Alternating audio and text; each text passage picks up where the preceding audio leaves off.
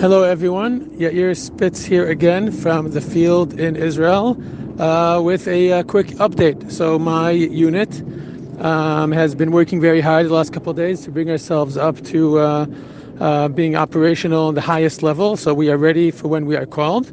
And there's actually been a change in the plans. We thought we were going to be directed in a certain area in Israel, which was further away from Gaza, and we've just been informed that we are actually heading in that direction.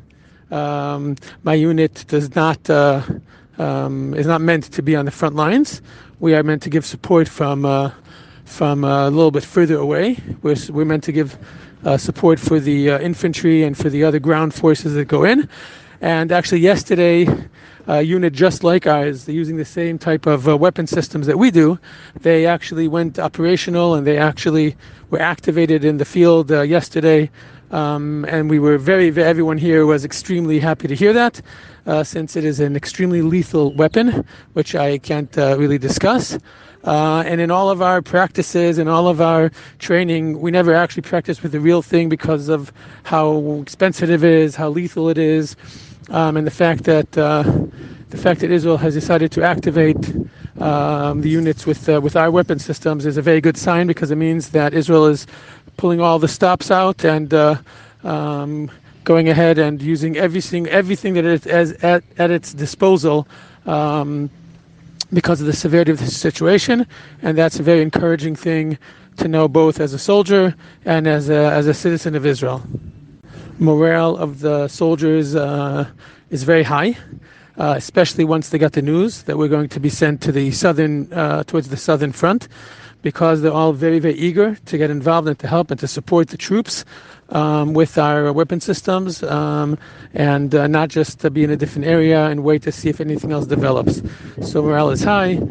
That meant that today we stepped up our readiness, including going and all the soldiers had a chance to brush up on their shooting with their personal weapons, and several other things that we're doing to get ready. And on the mental and spiritual side, things have progressed as well. So when we have the sirens once or twice a day here, and just like everyone else in Israel, when there's a siren, the soldiers also, they go to a secured area. So they're these small concrete rooms, fortified rooms. So we all kind of shuffle in there. And yesterday, one of the soldiers, who is not a observant soldier, but he comes from a traditional background, he started joining us in davening mincha. So he says to me, Rabbeinu, he says, asked me to say some Torah while we're in the bomb shelter in the secured area. So I discussed with them. I told them about the conversation that I sent to you guys yesterday.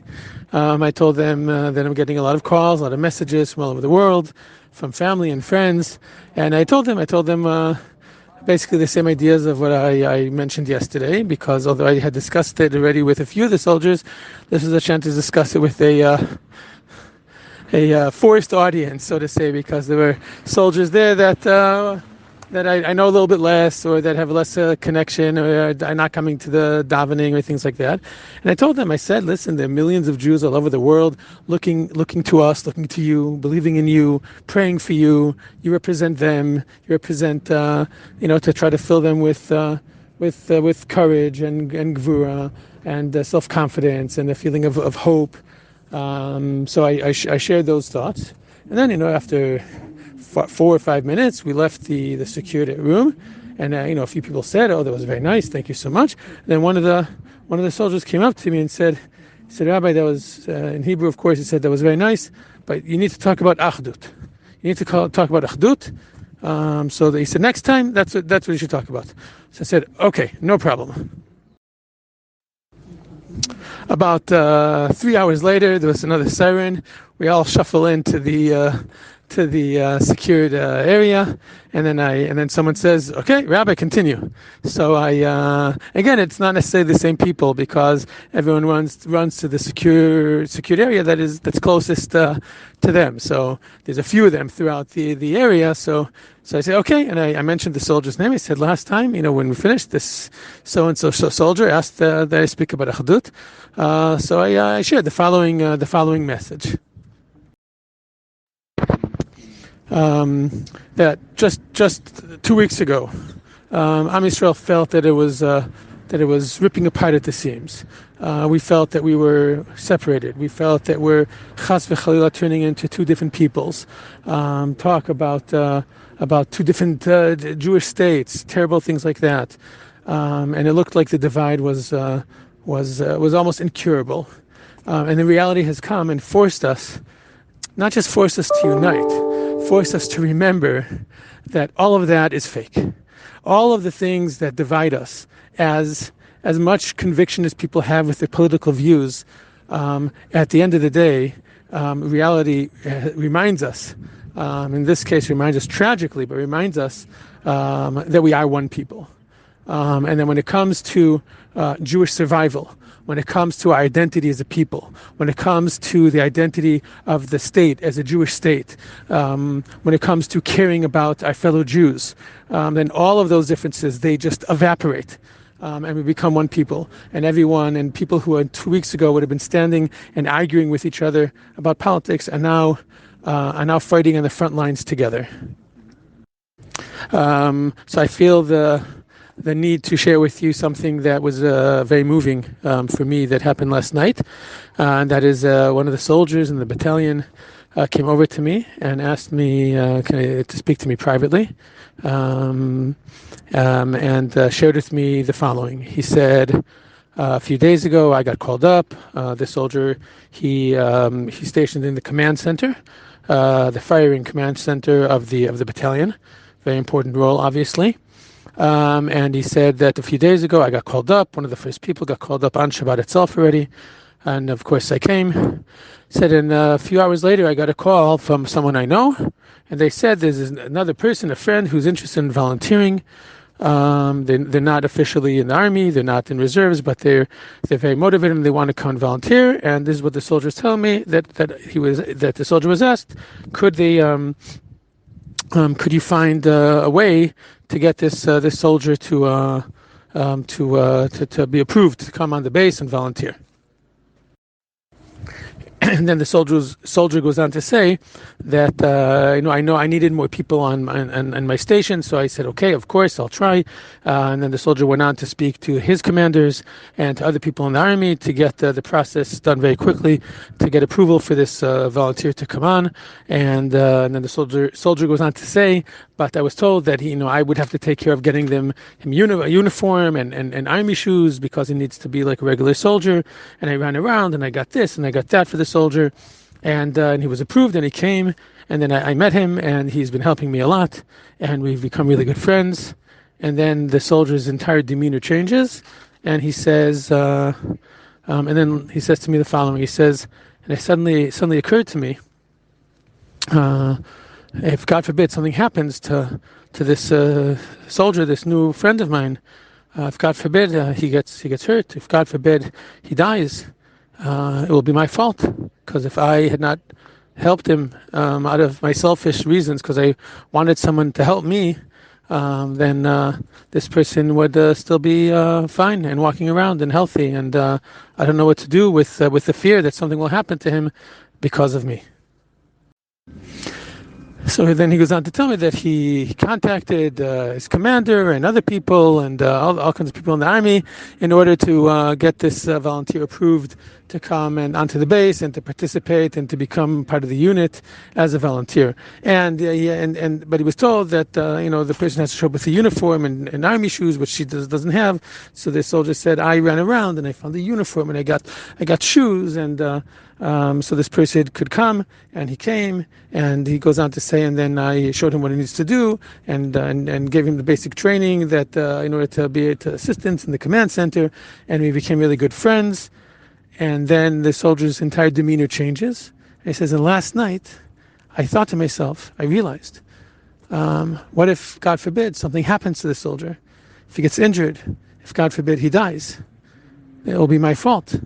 Because if I did not help this person get on the base and volunteer, they wouldn't be in that situation. we went on to have a very meaningful and deep conversation, which I won't go into at the moment. But what hit me most is the contrast between our soldiers and them. Here you have someone who is going to fight for their lives, to fight for the life of their family, to fight for the life of their people after the terrible, terrible things that have happened. And this soldier is concerned about the moral responsibility of endangering another human being, and contrast that to the pure evil that we're facing. And to me, it's an amazing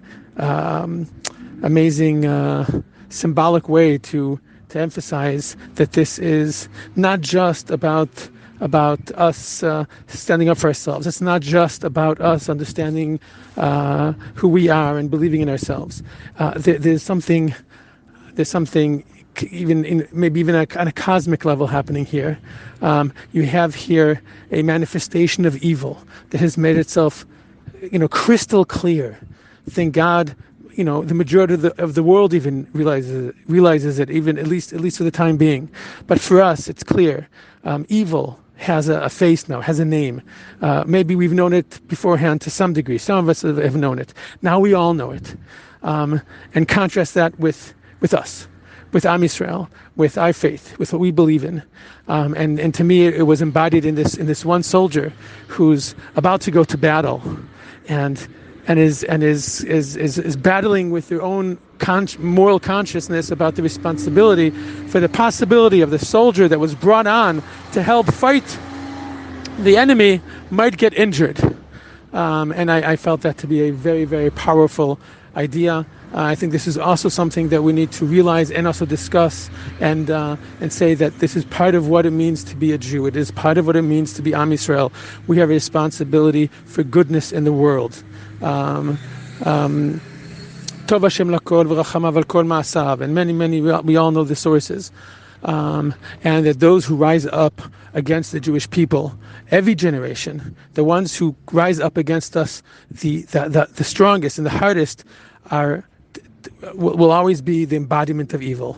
The Nazis, Amalek, throughout history, and here we have again. We have this cosmic battle that we are able to participate in. So I think this is also a message for us to think about, to internalize, and to not be afraid to talk about this. So maybe more on that next time. But it was a very, very moving conversation that I had with this soldier, and I felt the need to share it with all of you as well.